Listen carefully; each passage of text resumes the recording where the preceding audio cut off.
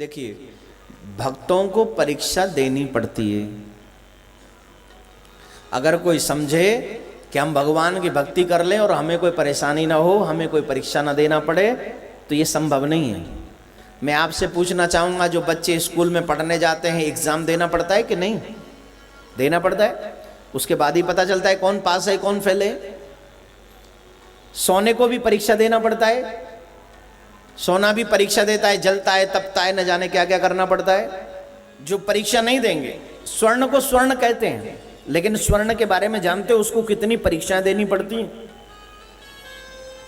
पहले उसे जलाया जाता है, फिर तपाया जाता है, फिर पीटा जाता है, जोर जोर से पीटा जाता है, देखो ये ठीक अपना है कि नहीं है। जब सारी परीक्षाओं में वो पास हो जाता है, तब वो उसको कहा जाता है कि ये हाँ यही गोल्ड है। मेरे भाई बहन, भक्त की भी भगवान परीक्षा इसी तरीके से लेते हैं। क्यों लेते हैं? इसीलिए लेते हैं। प्रहलाद जी की परीक्षा क्या नहीं ली? छोटा सा बालक है प्रहलाद। सुखदेव जी कहते हैं, राजन, उनकी परीक्षाएं बहुत हुई। प्रहलाद जी को मारने के लिए विष भेजा गया, मारने के लिए सर्प भेजा गया। सर्प को देखते ही प्रहलाद जी डरे नहीं। उस सर्प को जब कारागार में सर्प पहुंचा, प्रहलाद जी देखते हैं और कहते हैं, तू तू काला है, सर्प है, मुझे खा जाएगा। लेकिन दूसरे क्षण याद आया, नहीं नहीं खाएगा नहीं, इसका भी रंग काला है और मेरे कन्हैया का भी रंग काला है। मेरा कन्हैया मुझसे सर्प बनकर मिलने आया है, आ मेरे गले लग जा। और वो गले लगा लेते हैं। और जब वो सर्प को गले लगाते हैं, उसमें से नारायण भगवान प्रकट हो जाते हैं। बोलो नारायण भगवान की। सर्प जब भेजा गया, तो सर्प उसमें से नारायण विष भेजा। तो विष को जब देखा जा रहा है, तो मेरे प्रभु ने कहा, बाबा भोलेनाथ जाइए जरा विष को अमृत कर दीजिए। विष को अमृत कर दिया। हिरण्यकश्यप ने कहा, जल्लादों से इसको ले जाओ, पहाड़ों से नीचे गिर दो, पर्वत से नीचे गिर दो, इसकी एक एक हड्डी पसली हो जाएगी। जब उसे गिराने के लिए पहाड़ों पर लेकर गए, हिरण्यकश्यप के दूत कहते हैं, तुम अपने पिता को जगदीश मान लो, इन सब संकटों से बच जाओगे। तुम्हें मारने में हमें बड़ी तकलीफ हो रही है। प्रहलाद जी कहते हैं, तुम अपना काम करो, मैं अपना काम करूं। तुम्हारा काम है मारने का, मेरा काम है प्रभु के गीत गाने का। जैसे ही ऊपर से गिराया, प्रहलाद जी ने भगवान से कहा, सुनो ठाकुर जी, अगर मुझे कुछ हो गया तो मेरे मरने की चिंता नहीं है। अगर मैं मर गया तो मुझे मरने की चिंता नहीं है, लेकिन इतना समझ लेना, अगर मैं मर गया तो तुम बदनाम हो जाओगे। अगर मुझे कुछ हो गया तो तुम बदनाम हो जाओगे साहब, और तुम्हें तुम्हारी बदनामी से तो बचना ही होगा। जैसे ही गिराया, और जैसे ऊपर से गिराया, मेरे ठाकुर ने, मेरे गोपाल ने उसको अपनी बाहों में ले लिया। प्रहलाद जी को अपनी बाहों में ले लिया। आजा मेरे प्यारे, तुझे बचाने के लिए तैयार बैठा हूं। अपनी बाहों में ले लिया, मेरे प्रभु ने लिया। बाहों में लेते प्रहलाद को ऐसा लगा जैसे पुष्प सैया पर गिरे। और भगवान की बाहें संभाले तो कौन माई कालाल तुझे कष्ट पहुंचा सकता है? ये मेरे ठाकुर जिसे बचाए उसे कोई मार नहीं सकता, चाहे सारा जमाना तेरे खिलाफ हो जाए। मेरे भाई, सारा जमाना तेरे खिलाफ हो जाए। पूछ रहे, तुम्हें चोट तो नहीं आई? चोट मुझे आई ना। कहां? मैंने बचाया तुझे, चोट कहां से आ गई? अरे साहब, आई ना, दिल पे चोट आई है। हमारे लिए आपको बार बार आना पड़ता है, इसकी चोट आई है। आप इतने दयालु हैं, हम लोग इतने निष्ठुर हैं, इस बात की चोट आई है। आप हमें बचाने के लिए तैयार हैं, लेकिन हम आपको अपने आप को आपके हवाले करने को तैयार नहीं है, इस बात की चोट आई है। आप अपना कहते हो हमें, पर हम आपको अपना कह दे, इस बात की चोट आई है। हम नहीं कह पाते आपको अपना। लेकिन एक बात है महाराज, जब से तेरी चरण पकड़े, तेरी शरण गई, सारा जमाना बदनाम करता ही हूं। लेकिन टेंशन नहीं है, सारा जमाना चाहे बदनाम करे, लेकिन मेरा श्याम मुझसे प्यार करे। तो मेरे प्यारे,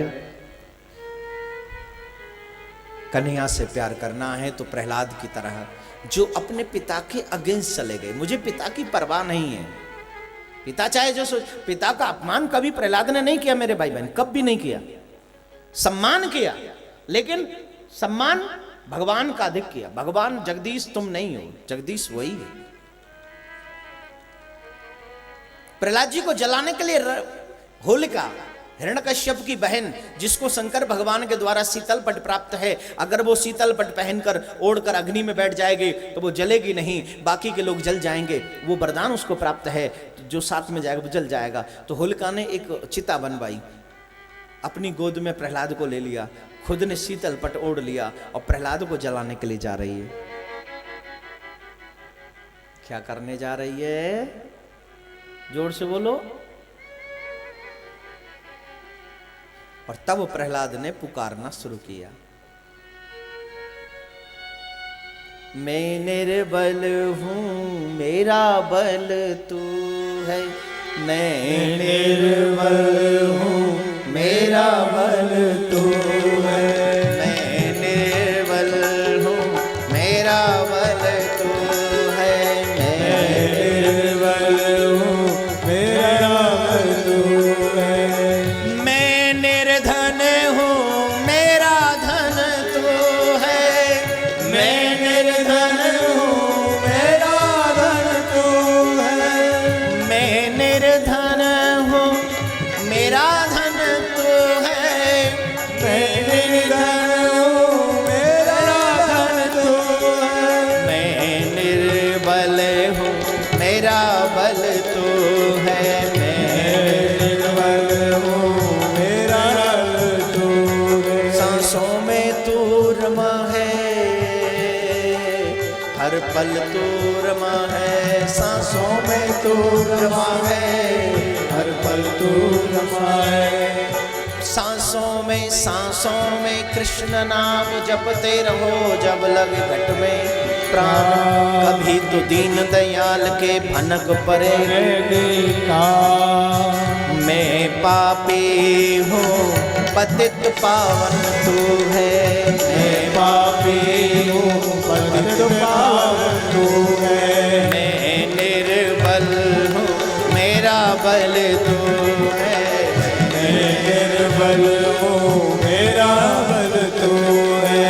मैं पापी हूँ, तू पावन है। मैं पापी हूँ, तू पावन है। मैं पापी हूँ, तू पावन है। मैं पापी हूँ, तू पावन है। मैं निर्बल हूँ, मेरा बल तू है। मैं निर्बल हूँ, मेरा बल तू है।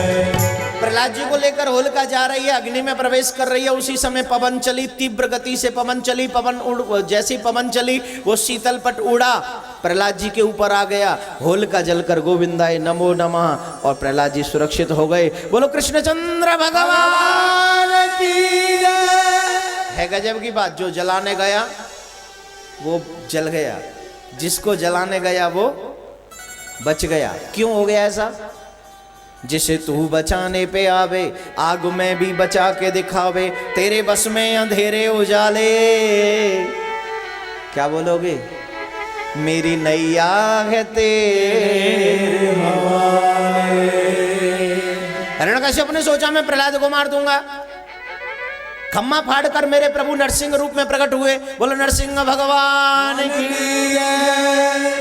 हिरण्यकश्यप को मारने के लिए भगवान नरसिंह बने, खम्मा फाड़ दिया और जंगाओं पे रखा और पूछा, सुन वरदान याद कर, कौन कौन से मांगे तूने? कहीं बाद में मत कही ना ब्रह्मा के वरदान झूठे हो गए, मैं नहीं मरूंगा आप पे। अरे तू याद तो कर, मैंने वरदान मांगा है, न घर में मरू न बाहर।